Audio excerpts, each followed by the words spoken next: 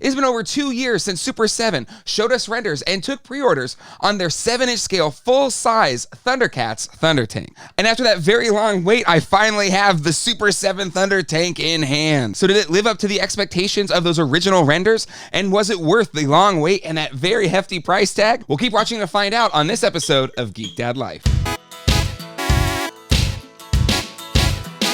In January of 2021, Super 7 first showed us renders and took pre-orders on their first ever 7-inch scale vehicle. Unlike other large-scale toy projects that have used the backer model like HasLab or Mattel has done with their Eternia playset, Super 7 just took open orders on this Thundertank without any, threshold to try and, go forward with production. The tank came with a pretty hefty price tag at the time of $499 plus shipping depending on which carrier you went with. I went with Big Bad Toy Store. But over the past 2 years, Super 7 has run into a bit of controversy around taking pre-orders on digital renders that look fantastic, but once delivered, the figures we actually get aren't even close to those original renders. So I gotta be completely honest, I was really worried about how this Thundertank would look once I took it out of the packaging.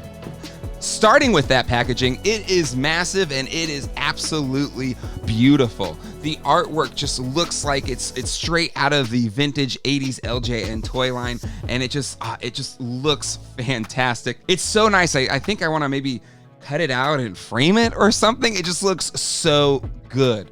And again, it just looks like a vintage, LJN toy, but in, gigantic box form, but utilizing that canvas to showcase this fantastic original artwork is an absolute treat. Super 7 also packed it extremely well. This was delivered on my doorstep within 3 boxes until I got into this one, the BBTS shipper, and then 2 additional Super 7 shippers with additional corner protection on each layer of that box. They did an absolutely fantastic job making sure that this box arrived in really nice shape. There is a full-size styrofoam container inside that box, so really the outer box is just for show, to showcase that amazing artwork. The styrofoam container inside is the true vessel for this Thundertank. On the outer part of that styrofoam container, you have the plastic canopy. You also got the Thundrillium storage container on the outside. You also got the infamous Samoflange as well within that container. And keep your foot off that blasted Samoflange. What the f is a Samoflange? I have to do that again. But then once you open up that styrofoam storage container,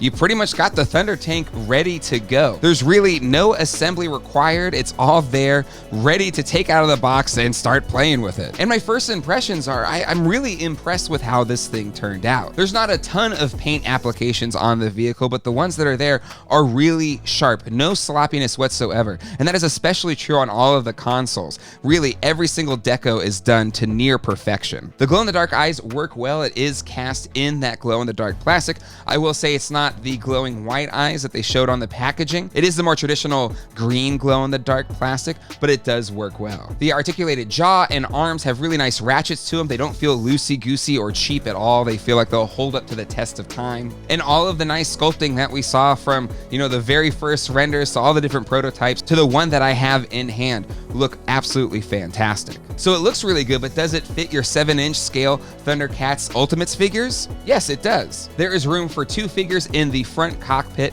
Now, I will say some of the larger figures will not fit really in any of these seats, and it's especially true in the front cockpit. It's a bit of a tight squeeze even for Lino and Panthro, who I have in the front, but they do fit, and Panthro can, hold onto the controls even if it's a bit, of a tight squeeze. The back cargo bay doors open just fine. The cannon extends. I will say, much like the front seats, the actual spacing between the cannon and the little foot peg holes is really tight.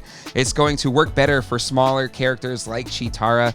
It can still work with, larger ones like Tigra, but it's just something to be aware of. It's a really tight squeeze, but it's still functional. The seats are also really narrow. You can kind of sit the figures down, but it's not going to be, a full, lounge lazy boy chair for these figures, but you can effectively sit 4 in the back with each seat, which I think is more to do with the figures themselves not really being able to get into a natural seated position.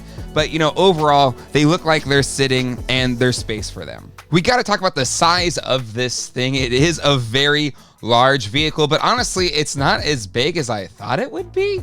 It's about 26 inches long, 16 inches wide, and a little over 8 inches tall. And you know, it's not just big for big's sake. It actually scales really well with another big 7-inch scale vehicle like the UA TMNT Turtle Fan. It looks like they could both be vehicles in a Thundercats TMNT crossover. In terms of mobility, it can move around a little bit, but it's big and it is heavy.